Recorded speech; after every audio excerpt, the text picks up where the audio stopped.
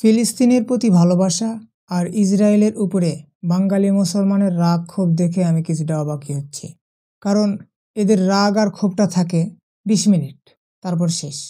এদের রাগ আর ক্ষোভ থাকবেই বা কীভাবে?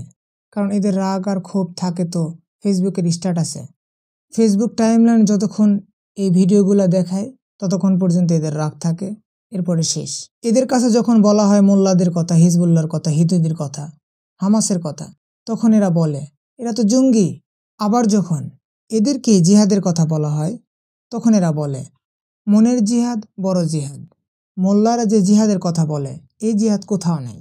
তখন এরা সরাসরি মোল্লাদেরকে জিহাদি বলে, জঙ্গি বলে, আবার জিহাদকে অস্বীকার করে বসে।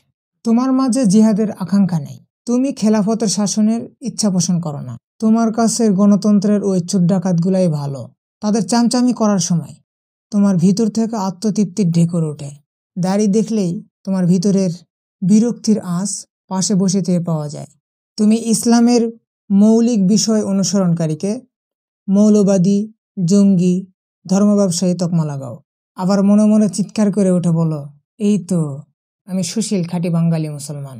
আবার এই তুমি সন্ধ্যার সময় চায়ে চমক দিতে দিতে ফেসবুকে স্ট্যাটাস দাও, আল্লাহ আপনি জালিম ইসরায়েলের ধ্বংস না দেখে আমার মৃত্যু দিও না। কত বড় হিপোক্রেসি চিন্তা করা যায়।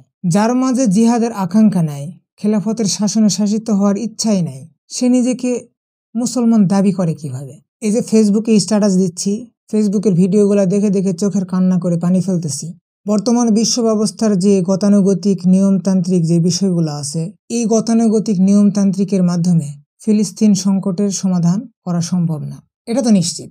এর বাহিরে এখন ফিলিস্তিনের সংকট নিরসনের একমাত্র উপায় কেউ মেনে নেবে না, কারণ তাদের কাছে এটা বেআইনি, এটা তাদের চোখে চক্ষুশূল। তাই এই নিয়মের বাহিরে গিয়েই ফিলিস্তিন সংকট সমাধান করা সম্ভব, নতুবা নয়। আর এটার জন্য অবশ্যই তোমার মনের ভিতরে খেলাফতের শাসিত হওয়ার ইচ্ছা পোষণ করা জরুরি। আল্লাহ তোমাকে বোঝার তৌফিক দান করুক।